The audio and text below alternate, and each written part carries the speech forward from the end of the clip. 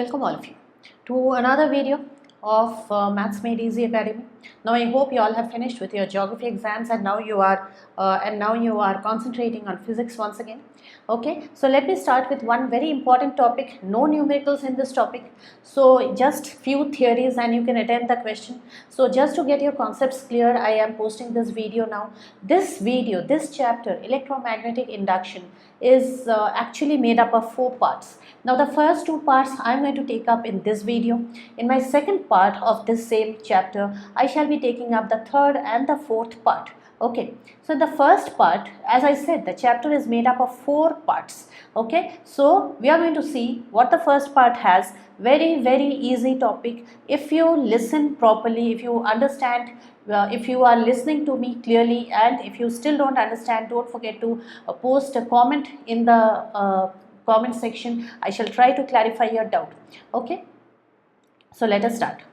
Now, electromagnetic induction, as the name itself says, there is something to do with electricity and something to do with magnetism. Okay, now the very first part 1 of this topic is magnetic field around a current carrying conductor. Okay, magnetic field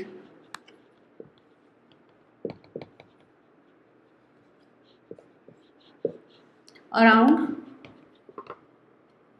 a current carrying conductor. Okay, so this is the magnetic field around a current carrying conductor. Now this is the first part of this chapter. Okay, if you see your concise physics, even there you will see that it is divided into 4 parts. This is the first part. Okay, now what it is all about? Very simply, it is if there is a wire which is a conductor or a wire is the same thing. If there is a current carrying wire here, which is in which the direction of current is this is the direction of current. In that case, there is a magnetic field which is magnetic field which starts working around it. Now, what is the direction? Who decides the direction of the magnetic field? Now, if this is the current carrying conductor, and current is flowing from this end to that end, means this is the direction of the current. In that case, if I am holding it like this with my right hand, not left hand, with my right hand, in that case, with my right hand, the thumb is pointing towards the direction of current. In that case, the curl of my fingers, okay, you see the curl of my fingers? The curl of my fingers is showing the direction of the magnetic field that is working around it. Okay, so whenever we have current through a conductor, remember there is a magnetic field working around it. Now you never knew about it, you never thought about it. If you thought if it is current moving through a conductor, you thought it is only current. Okay, you never thought that there is some magnetism happening around it. So let's see, this is the field, okay, which is happening around it, because you align your thumb with this arrow and you will see this is how the fingers curl, the way the fingers curl. Okay, so this is magnetic field around a current carrying conductor. Very first thing, first chapter. Now, what is the rule which decides if the direction of current is given, which decides the direction of the magnetic field? That is right hand thumb rule. That is exactly what I told you right now. Okay, there are total 3 rules going to come in this chapter, so it is easy to confuse. Okay, so this is the right hand thumb rule. Now along with this, there is something else. Now if this is a wire, okay, now what they do is they place this wire in a sheet of paper, like they pass it through a sheet of paper like this. Okay, so this is a sheet of paper. Why do they do all that? Otherwise they can't show you that there are magnetic lines of force around it. There are magnetic lines of force around it. How? Now when current flows through it, if they sprinkle iron filings means very small pieces of iron, dust of iron, okay, they sprinkle it on the paper, and as they sprinkle it on the paper, the iron filings line up like this around it. That shows there is a magnetic field around it. Okay, so whether you keep the paper here, you keep it little bit below, it is going to give you these lines with the iron filings. That shows there is a magnetic field working around it. Now what they do? Now there are few diagrams in this. Now what they do is they turn this and they, uh, they turn this wire and they bring it, they make it pass it, they make it pass through the, they turn it and they make it pass through the wire once again. And now what happens? Okay, so this wire was going like this and it now goes like this. Okay, here this, okay, this, and then this is the current flowing. Now what, the same wire we have taken and we have turned it, we have bent it and made it pass again through the same paper. Now what happens? Now you sprinkle iron filings and see what happens. Now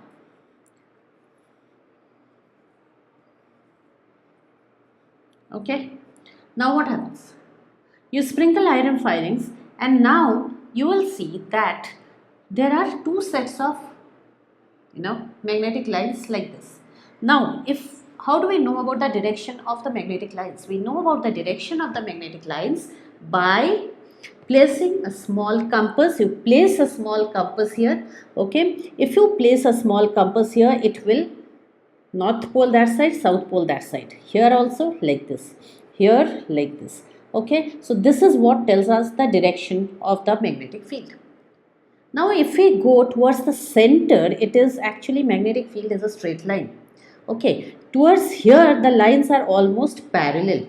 Towards the center, I mean towards this point, that is where the wire has gone into the paper.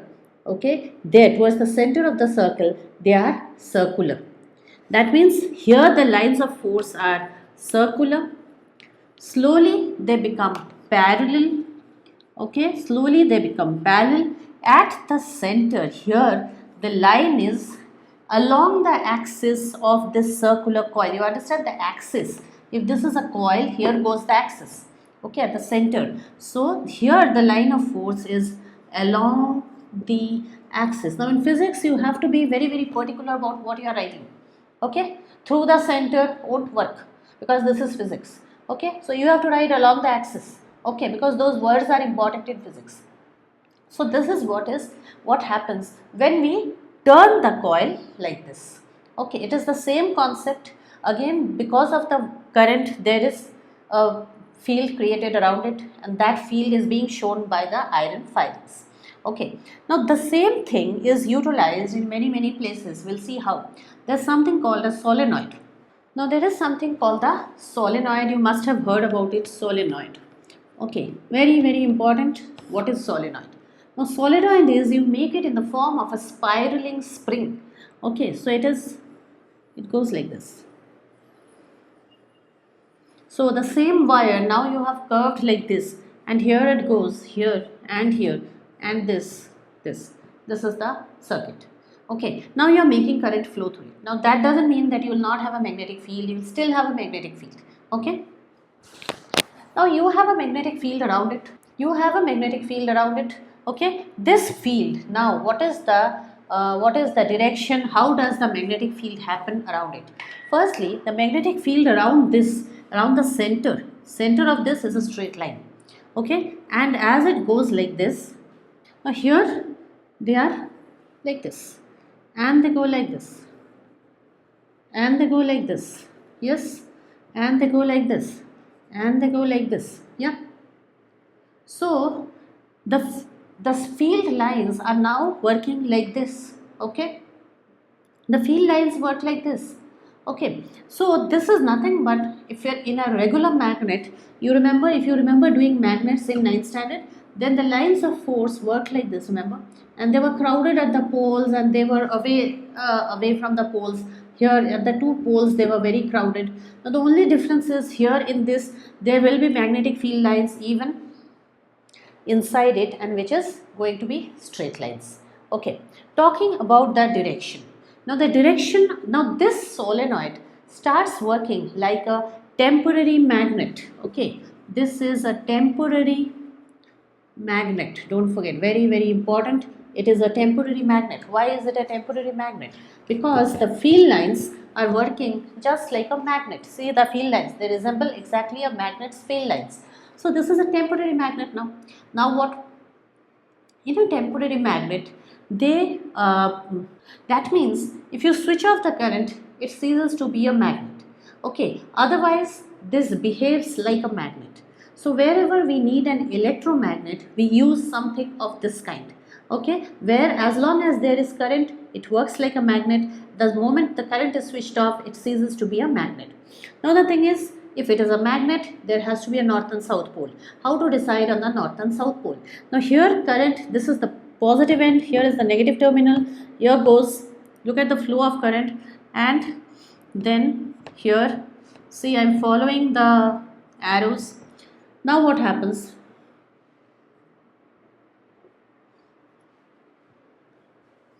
What happens? If you see from this end, okay, the current flow is, you have to see from ends, the current flow is going like this, which is clockwise direction, isn't it? If this is clockwise, okay, if it is clockwise, then this side is the south pole. This is the south pole. On the other hand, if I see here, okay, so current is going in the anti-clockwise direction, this side, and so anti-clockwise, which is north pole. Okay, so the side which has current flowing in the clockwise direction is the south pole. The side in which current is flowing in the anti-clockwise direction is the north pole. Okay, so these are the two poles decided now. Okay, so that was a solenoid. Now what are the advantages of using an electromagnet and not a magnet is, of course you have it in your textbook, but I'll repeat once. You can change the polarity if you want. Yes, you can change the polarity as per your wish. Second thing is, you can stop it from being a magnet whenever you want. So you want to drop something into a furnace, you convert it to a magnet, it picks up scrap and then drops it into the furnace. When you want it to drop in the furnace, you just switch off the current. It is no longer a magnet, the scrap comes down. So used by cranes and all, okay, for the same purpose. So these are the different uses of electromagnet. Of course, electromagnet has lots and lots of uses. You have uses of electromagnetic motor in generator, you have uses in the doorbell. Okay, so there are lots of devices where we use an electromagnet. So this is one very important thing. So, and advantages, as I said, you can change the direction, you can even change the strength of the magnet, which you cannot do with a regular magnet. In this you can change, you increase the number of turns and it becomes a stronger magnet. Not just that, you increase the current, it becomes a stronger magnet. So what are the ways you can convert it to a stronger electromagnet, increase the number of turns in the same length of course, and you get a stronger electromagnet. You increase the current, it becomes a stronger electromagnet. Not just that, you insert a core. Now what they do, they put in a cylindrical piece of soft iron. Okay, a cylindrical piece of soft iron, they push it through this, through the spiral, through the solenoid, and that makes it a stronger electromagnet. What is that called? The cylindrical thing, it is called a soft iron core. Okay, so that's a soft iron core. So these are few of the ways in which, that's a very common question, how to make this stronger. Okay, another common question is, and ICSE is never going to ask you how to decide on the south pole, how to decide on the north pole, never. ICSE is going to give you a diagram and then they will say what are the uses of this, you have to state the uses, what are the advantages of this rather than a regular permanent magnet, and you have to tell this. Okay, and then they will say what are the which side is the south pole, which side is the north pole, this is the direction of current and all that. Okay, so they are not going to be very direct about tell the direction of current, draw a solenoid, draw the lines of force and all that. No, they can give this and they can say complete the lines of force or put the direction of draw the direction of the lines of force here, magnetic lines of force, they can say that. In that case, if this is the, if this one we have decided as the south pole and that is decided at the north pole, here goes this, okay, this way. So you have to put the arrows like this, because magnetic lines of force is always north to south, okay. So these are few of the things. Another important thing that I want to tell here is, if this is if this is an electromagnet, then the moment you switch off the current, if you have used a soft iron core, okay, immediately the entire magnetism is gone. And that is exactly what you want. That is exactly what you want. You want it to lose its magnetism, so that, now you just want a coil over here. You don't want a magnet. The thing is, so the moment you switch off the current, no magnet. That fulfills your purpose. But the thing is, if you are using a steel bar here, okay, then what happens? A lot of magnetism is retained. Okay, lot of magnetism is retained, and so it loses its magnetism, though most of it is lost, but little bit of magnetism is still remaining, okay, depending on the core, of course. So that is why we use a soft iron core, because it is zero retentivity, okay, no retentivity, okay. So we'll just proceed to the next part.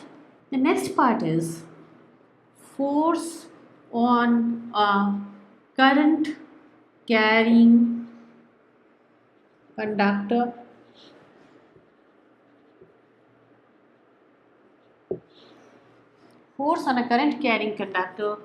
placed in a magnetic field.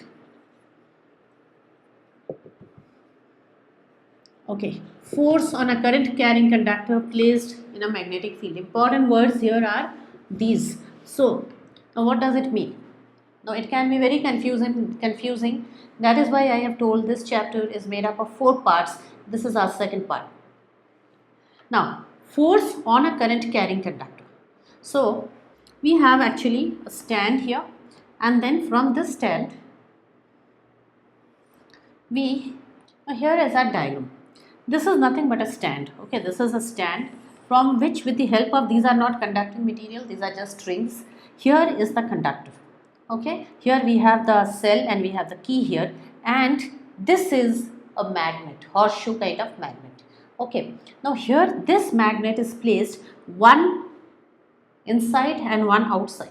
Okay, that means this wire, this conductor, okay, this is a conducting wire, is passing through the 2 poles of the magnet. That is important. Okay, now what happens? Force on a current carrying conductor placed in a magnetic field. Now what happens is, you switch on the current. Okay, now this is the current carrying conductor, already I have drawn. Another thing, you can see that the conductor has been placed in the magnetic field clearly. Okay, so it is placed in the magnetic field because magnetic field exists between the 2 poles. It's kept between the 2 poles clearly. Now what happens? Okay, now force. Now what happens is, as soon as you switch on the current, this wire, okay, it gets a jerk and it moves in a particular direction, not in any direction. It moves in a particular direction. Where is that force coming from? Okay, so the moment current passes through this wire, the wire gets a jerk. Okay, that is the force we are talking about. Okay, so when a current carrying wire is kept inside a magnetic field, it experiences a force, and that is what we are talking about. And it is that force which is used in a DC motor. Okay, so now why all this force? Because firstly, remember, this wire is getting its own magnetic field because of this reason, what we did in part 1. So it is getting its own magnetic field because of this. And the second force that is working on it is, of course, this. There is a magnetic force because of the magnetic lines of force across the poles. Now there is a clash between 2 magnetic lines of force, and of course you know that there is repulsion and attraction happening when there are 2 magnets. Okay, so here also we have 2 magnetic fields. That is the actual reason, but anyway, nobody is going to ask you the reason. So here this wire gets a jerk. That is the force on a current carrying conductor placed in a magnetic field. Now what happens? Now, it is not that the jerk is in any direction, so we'll have to understand the Fleming's left hand rule. Okay, it's important, no confusing, no mixing up things. This is Fleming's left hand rule. Okay, in Fleming's left hand rule, how to remember? Central finger will point towards the direction of current. Okay, important. Okay, forefinger shows the, note what I am underlining, field, and then you have the thumb. Okay, in the M in the thumb shows the movement, means, or the motion, you can even say motion. Okay, movement or motion. Motion means in which direction it is going to be jerked. Now everything in this, we are going to work on our left hand now. So here you have to hold the forefinger, the central finger and the thumb all perpendicular to one another, just like the x, y and the z axis. You have to hold them perpendicular to one another. Why perpendicular to one another? The direction of the magnetic field, the direction of the motion, that is in the direction in which the wire gets the jerk, and the direction of current, all three are mutually perpendicular to one another. You can hold like this, that is not important. What is important is to hold them perpendicular and to hold them with your, and to use your left hand. Right hand will give you wrong answers. Now the central finger is the one which is showing the direction of current. If that is the direction of current, this is showing the direction of the magnetic field, already perpendicular to one another. Okay, and this, the thumb, is showing the motion of the conductor. So these are the three directions with the which Fleming's left hand rule tells us. So anytime if we know any of the two, we know the direction of any two of them, we can find the direction of the third one. That is why this is used. Okay, the next thing that we are going to see is the biggest application of this, that is a DC motor.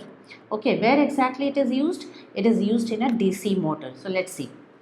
Okay, so this is a very simple diagram of a DC motor. Now DC is direct current. Okay, and this is the motor. So DC motor. Now what are these two? I have tried to make it very simple. You have the diagram in your textbook. So they are never going to ask you to draw this diagram. What they are going to ask you is, they will give this diagram and give lots of questions based on this. So here if I have the north pole, this is a magnet. Remember, it's an electromagnet. Okay, this is the south pole. Okay, so here you can see the current carrying conductor is again placed in the magnetic field, because lines of force are going from north to south pole. Okay, so this is the coil. What they keep saying, no coil, that is this. This is the coil. You see, this is a framework of conductor. Now it is actually, in reality, it is not just one wire. It is something of this kind, where you have lots of wire, lots of wire. Okay, together they make this. What they have done is, they have just given us a cross section for better understanding. Now here this is axle. Why axle? Where axle? Suddenly axle, where is it coming from? Okay, now these are split rings. Okay, these are split rings. This one also. Okay, let me name it S1 and S2. Okay, here I have carbon brushes, which is B1 and B2. Okay, this is of course a variable resistance. Okay, it's a rheostat kind of thing. And here I have a battery. Here I have a key. Okay, now if this is the bigger end, then current is flowing like this. What is this? Here is the core. Remember, I talked about a core in a solenoid. Okay, here also we can use a core. So these are the different things that you need for this particular DC motor. Okay, you won't be asked anything else in this. Now what is it all about? What is happening? First thing, the conversion of energy, that's a favorite question. Conversion of energy here is electrical to mechanical energy. Why? Now what happens is they switch this on. Okay, they switch this on. Current starts flowing through this, passes this, all conducting material, no insulation anywhere, it won't stop. So current will just flow through this and through this. So current moves through this, passes through this, comes back. That is how it is flowing. But then we have this rule we just learned. Current flowing through a conductor in a magnetic field will get a movement. Okay, that is, a force will be acting on it. Now let's talk about the force. Now to know the direction of the force, we'll have to use this back again. Okay, so we'll have to align our fingers with the diagram. Remember, it's little difficult to understand sometimes. So here this finger is showing current. Okay, and thumb shows movement. Magnetic field, this is magnetic field. I'll align it like this. But then you see, if this is magnetic field, this is the current. Okay, current going vertically upwards, magnetic field going perpendicular to it, and look at the thumb. If you see the thumb is going into the paper. Okay, you can align it. First thing we align is the magnetic field, north to south. So we align the forefinger with it. Second thing is the current. So we can't hold the finger anymore like this. So we will have to hold it like this, because this is the direction of current. Little difficult to hold. Okay, and then the thumb goes into the paper. Means inside the board, outside the board. Means it is moving like this. See, it moves like, it goes into the board, outside the board. Yes, okay, it goes like that. So that is how this starts moving. This framework, this coil starts moving now. Why? Because of this concept, this principle, that there is a force which is acting on a current carrying conductor placed in a magnetic field.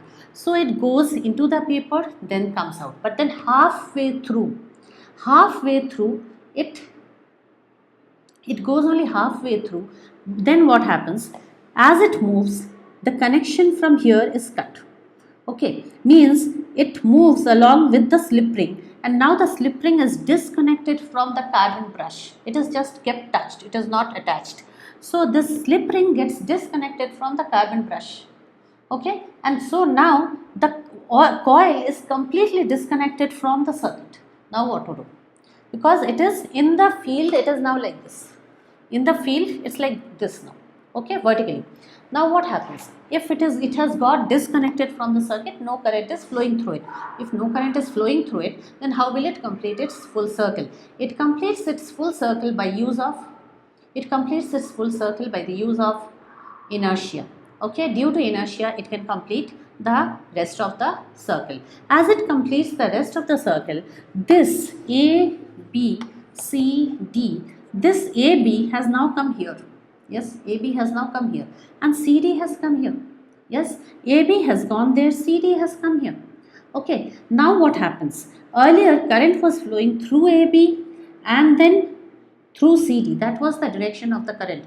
Now what happens? This split ring S2 comes in contact with B1, comes in contact with the brush B1, and current is now flowing through B1, S2 and DC, BA.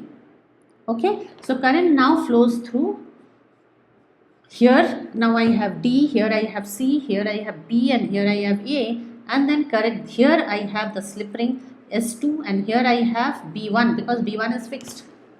So now current is flowing, because the cell's direction has not changed.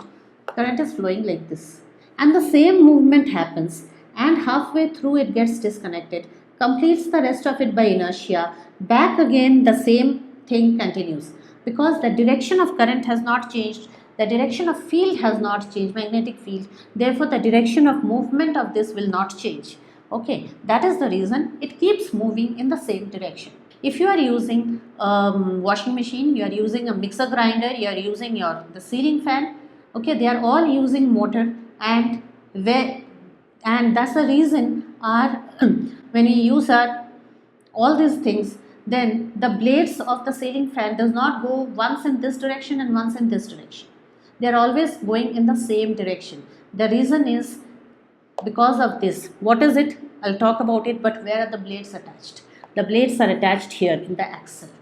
Okay, so we have the motor behind it. So the motor is moving. The motor is converting electrical energy to mechanical energy, and we have our mixer grinder blades moving. We have our washing machine. There also we have the movement of the wheel, and we have all this. Wherever there is a movement, there is a motor behind it. Okay, now this is moving. The ceiling fan is moving. Okay, then what was the use of this S1, S2, B1, B2? Firstly, B1, B2 are carbon brushes. Had we used only one small, wire like this, and something is moving and trying to come and get attached to it, then there could have been a slip. Okay, when you use a brush with a rough surface area and a bigger surface area, then there is high chances, very very high probability of getting connected. So they never stay disconnected. First thing. Second thing is this S1 and S2. Why do we need these split rings? The reason is, with the help of the split rings, we can, even though current is once flowing from A, B, C, D, that is in this coil, direction of current is changing. But because of the split ring, the direction of the coil is changing, no problem. But in the external circuit, direction of current is same. Direction of current in the coil is changing, but the direction of movement of the coil remains the same because of the S1 and S2. Okay, this S1 and S1, S2 are called the commutator. Okay, what is the job of the commutator? Not to change, to help in not changing the direction of the movement of the coil, even if the direction of current in the coil is changing. Core here back again, to increase the magnetic field that is passing through the coil, we need the core. Okay, again it is a soft iron core. So we have talked about this core in solenoid. Once again, same thing here. Okay, so we've talked about the carbon brushes, split ring, we've talked about the axle, we have talked about the core, and we have also talked about the coil. Okay, and remember, north and south pole, these are the poles of a magnet, but then it's an electromagnet. Now you might say, where is the coil? Okay, remember, this works on a separate circuit completely. It has a separate circuit completely. So it can be controlled with the help of that circuit. Okay, so that circuit is not shown here because it has its own circuit through which we can increase the magnetism or decrease the magnetism if we want. Okay, so now what is the most important question here is, one is, what is a commutator? What are split rings? They can give you this diagram and tell what is the job of S1 and S2. What is this part, which is put a diagram here. Okay, so all this. Apart from that, which is the most important question here is, how can we increase how can the speed be increased? Okay, firstly, increase number of turns in the coil. Increase the number of turns in the coil. Secondly, increase magnetic field. And in this only comes, you can use a core. In the same point comes core by using a core. Okay, third one, increase the current. Okay, so increase the current in the circuit. So, and you can also say increase the area of this coil. In other words, make a bigger coil. Okay, so all these are the ways in which you can increase. After all, we want we want more speed from the motor. We can do all this. Now the thing comes is, they will ask you, what is the principle behind the DC motor? Okay, what is the principle behind a DC motor? This, I've written the principle right at the top. What is the energy conversion? It is electrical to mechanical all the time. Okay, so these are the questions that can be asked from a DC motor. So this was it from the first two parts of this chapter. Watch out for my next video, which will give you the next two parts of this, where we actually have what is electromagnetic induction, and then we'll have transformer in the next video. Okay, so please watch the playlist. If you have not subscribed, you can subscribe now, because I shall be uploading many videos in chemistry also very soon. Thanks all of you. Thanks for watching. Bye.